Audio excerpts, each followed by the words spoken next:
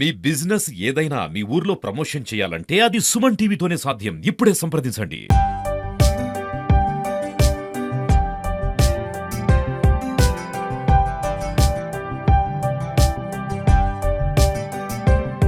ఈ వీడియోలో కనిపిస్తున్న వ్యక్తి పేరు మల్లేశం. వయసు 80 సంవత్సరాలు.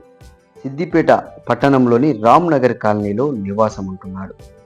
ప్రైవేట్ అకౌంటెంట్గా రిటైర్డ్ అయి ఆధ్యాత్మికతను అందరికీ పంచుతూ జీవనాన్ని కొనసాగిస్తున్నాడు. ఈయనకు చిన్నప్పటి నుండి పక్షులంటే ఎంతో ప్రేమ. పక్షుల మీద ఉన్న ప్రేమతో గత 25 సంవత్సరాలుగా వారు నివాసం ఉంటున్నటువంటి ఇంటి మేడపై ప్రతిరోజు పక్షులకు నీరు, ధాన్యం గింజలను అందిస్తూ పక్షుల ఆకలిని తీరుస్తూ వాటి మనుగడను పెంచే విధంగా ముందుకు సాగుతున్నాడు ఈ పక్షుల ప్రేమికుడు మల్లేశం. పక్షులకు ఎప్పటికప్పుడు కూడా ధాన్యాన్ని అందిస్తూ పక్షులను కాపాడాలి. పక్షులు ఉంటేనే మనకు మనుగడ ఉంటుందనే నేపథ్యంలో కూడా ప్రతి సంవత్సరం ఎప్పుడైనా కూడా పక్షులకు ప్రతి నిత్యం కూడా నీటిని, ఆహారాన్ని అందిస్తున్నటువంటి మల్లేశం ఇంటి వద్దకైతే రావడం అయితే జరిగింది. ఇప్పుడున్న తరుణంలో చాలా మంది ఇప్పుడు కొన్ని గింజలు వేయడానికి కూడా చాలా మంది వెనుక ముందు వాడుతుంటారు. కానీ 25 సంవత్సరాలుగా కూడా పక్షులకు ఆహారాన్ని అందిస్తూ చిన్న చిన్న ఆ దీపభవంతుల్లో కానీ చిన్న చిన్న వాటిల్లో కానీ నీళ్లు పెడుతూ ధాన్యాన్ని అందిస్తూ కూడా ఎంతో మందికి మల్లేశం గారు అయితే ఆదర్శంగా అందిస్తున్నారు. మనతో పాటు అయితే మల్లేశం గారు ఉన్నారు. బాబు నమస్తేనే. నమస్తే. అంటే చెప్పండి, అంటే మీరు ఇది 20 సంవత్సరాలుగా చేస్తున్నా అంటున్నారు కదా, అంటే ఎందుకు చేయవలసి వస్తుంది? ఇది పక్షులకు గాని, పశువులకు గాని, పశువులకు మేత వేయటం గాని, పక్షులకు ధాన్యం ఇచ్చటం గాని మంచి పుణ్యం అని చెప్పి మా అలవాటు ప్రకారంగా మా తల్లిదండ్రులు కూడా చెప్పిన మాట బట్టి నేను ఈ ప్రకారంగా పక్షులకు ధాన్యము, విత్తులు, బియ్యం గింజలు, వడ్లు గాని అవి గాని పోసుతూ నీళ్లు పోసుకుంటూ పక్షులకు బతకాలి. పక్షులు మంచి జీవించాలి. మన ఎట్లనో మన ప్రాణం ఎంతనో పక్షుల ప్రాణం కూడా అంతే అని సమానంగా భావించి నేను ఆ విధంగా మెదులుతూ వస్తున్నాను. అంటే ఇప్పుడున్న పరిస్థితుల్లో చాలా మంది మాకెందుకులే అని అనుకుంటారు. దాన్ని మీరు ఎందుకు నాకు అట్లా అవసరం లేదు. నేను బ్రతుకున్నంత కాలం, నాకు చేతనంత కాలము పక్షులకు ఇదే విధంగా చేస్తూనే ఉంటా.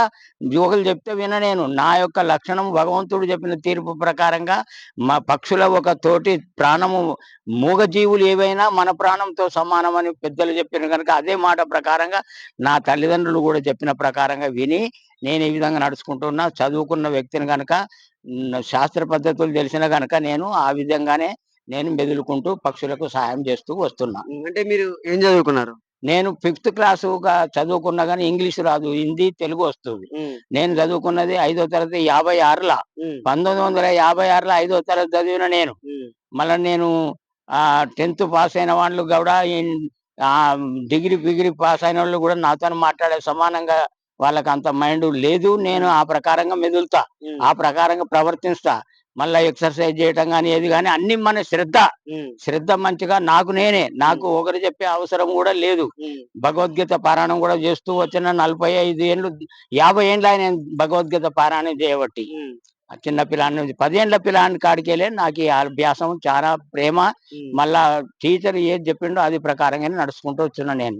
అప్పుడు ఆ పెద్దలు వెనకటి టీచర్లు చాలా గుణవంతులు ఉండ్రి. వాళ్ళ ప్రకారంగానే నేను ఏది కానీ మత్తు పదార్థాలు స్వీకరించొద్దు, మంచిగా మెదులుకోవాలి, పెద్దలను గౌరవించాలి, ఇటువంటివన్నీ చెప్తే అదే ప్రకారం నేను నడుస్తూ వస్తున్నా. ఇప్పటి వరకు పక్షులకు మాత్రం ఆదరు చేయండి ఊరుకోను, చేస్తూనే ఉంటా. ప్రతి సంవత్సరం కానీ రోజు కానీ వాటికి బియ్యము కానీ, నూకలు కానీ, వడ్ల గింజలు కానీ పెట్టాలి, నీళ్లు పోయాలని నా అభిప్రాయం. ఆ విధంగానే మెదులుతూ వస్తున్నా. అంటే ఎందుకు మీకు పక్షులు అంటే అంత ప్రేమ? ఎందుకు ప్రేమనా? మూగ జీవులు కదా, అవి మాట్లాడలేవు. మళ్ళా వాటికి మనం పెడితేనే వాటికి పుణ్యం, వాటికి అవి తప్పకుండా వస్తాయి. ఈయన తప్పకుండా మాకు ఇక్కడ ఇత్తులు నీళ్లు పోస్తానని చెప్పి ఆచారంతో వాటి నమ్మకం ఉండి వస్తాయి. ఇప్పుడు మీరే చూస్తున్నారు కదా ఎట్లా వస్తున్నాయి పక్షులు, ఎట్లా వచ్చి బుక్కుతున్నాయి చూడండి. అదే ప్రకారం మా యొక్క ఆచారము. మళ్ళీ ఇంకోటి ఏంటంటే ప్రతి సంవత్సరం నేను చేస్తా గనక, ఎప్పటికి చేస్తుంటా గనక, ఎండాకాలం అనక, వానకాలం అనక, శీతాకాలం అనక ఎప్పటికి వాటికి ఆదరవు చూస్తూనే ఉంటా నేను.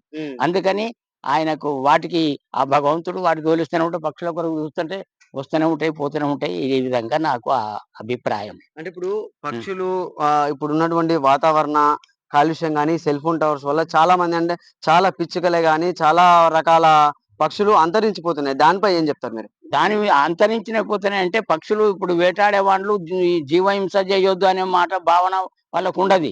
కొట్టుకొని తినడం ఒకటి అభ్యాసం తప్ప వానికి మన ఇది దోషం వస్తుంది, ఇట్లా నాకు ఈ శిక్ష జరుగుతది అనేది భావన వాళ్ళ ఆలోచన చెయ్యరు. దుర్మార్గ గుణం దుర్మార్గమే, మంచి గుణం మంచి గుణమే ఉంటది. కనుక నాకు ఆ విధంగా మెదల బుద్ధి కాదు. వాళ్ళకి చెప్తే వినరు. వెనకటి మనుషులు కాదు, వెనకటి లెక్క కాదు. ఈ రోజు మనుషులకు అప్పటి మనుషులకు తేడా అయిపోయింది, చాలా తేడా అయిపోయింది. కనుక వినేవానికి చెప్పవాలి, వినని వానికి చెప్పుడు అనవసరం కదా. అది అందుకని కృష్ణ పరమాత్మ ఏం చెప్తుండే, నా గురించి చెప్పేది ఏదైనా గానీ వినేవానికి చెప్పు, వినని వానికి వాడిని తెరువుకోకమని చెప్పిండు పరమాత్ముడు. అదే ప్రకారం నేను కూడా అదే ప్రకారం ఎదులుతా. ఎవరు వేటాడని చెందని వాళ్ళను తెరువును, వాళ్ళ దగ్గర పోను. నేను చేసేది మాత్రం చేస్తూ ఉంటా. అంటే ఈ కాలుష్యం గురించి ఏం చెప్తారు? ఇప్పుడున్న పరిస్థితులు అంటే అప్పటి మీ కాలానికి ఇప్పుడున్న కాలుష్యం వల్ల బాగా అంతరించిపోతున్నాయి. దాని గురించి ఏం చెప్తారు? కాలుష్యం ఈశ్వరుడు పరమాత్ముడు ఎప్పుడు ఏం జరగానో ఆయన కాలజ్ఞానం రాసిపెట్టిండు. దాని ప్రకారంగా అంతరించిపోతే గాని బ్రతికి ఉన్న వాడికి మాత్రం సాయం చేయాలి కదా. అదే ప్రకారంగా ఉన్న వాటికి మాత్రం నేను ఆదరణ చూస్తూనే ఉంటా. ఎప్పటికీ వాటి గురించి చాలా ప్రాణం చేస్తా నేను. అది మామూలుగా ఎన్ని పక్షులు వస్తుంటాయి? దానికి ఏమన్నా తెలుసా? రోజు 15-20 వస్తూనే ఉంటాయి. వస్తాయి, బుక్కుతాయి. నేను పెట్టిందంటే అవి ఎప్పటికీ తప్పకుండా ఈడ ఉంటాయి అని చెప్పి వాటికి విశ్వాసం. తప్పకుండా వచ్చి అవి స్వీకరించి తింటాయి, బుక్కుతాయి, పోతాయి. ఇప్పటికి కూడా చూడు, కింద మీరు చూస్తుండగా కూడా నీళ్లు పోసినా, బియ్యం గింజలు వేసినా అవి వచ్చి బుక్కుతూనే ఉంటాయి. అది అంటే ఎట్లా అనిపిస్తుంది? ఇంత మంచి కార్యక్రమాన్ని మీరు చాలా రోజుల నుంచి చేపడుతున్నారు, ఎట్లా అనిపిస్తుంది? నా మనసుకు నిమ్మలం, తృప్తి. అవి మూగజీవులు కదా, మాట్లాడలేవు కదా. మనం పెడితే తింటే, లేకపోతే కట్టుకుని కొడితే పోతాయి. అట్లా అందు గురించి భావించి వాటిని ప్రాణరక్షణగా నేను చూసుకుంటా గనక నాకు అదే ప్రీతి. సో అంటే చూడొచ్చు, నాకు ఎంతో సంతోషంగా ఉంది. ఏంటంటే మూగ జీవాలు అడగలేవు కాబట్టి మేము ఎప్పటికీ కూడా నేను ఈ సేవ చేస్తున్నాను. ఇంకా కూడా నేను ఈ సేవ చేయడానికి కూడా నేను ఇంకా బ్రతికున్నంత కాలం కూడా నేను ఈ సేవ చేస్తానని కూడా ఎవరు మల్లేశం గారు అయితే చెప్తున్న పరిస్థితి ఉంది. కెమెరామెన్ శేఖర్ తో సతీష్, సుమన్ టీవీ, సిద్దిపేట నుండి.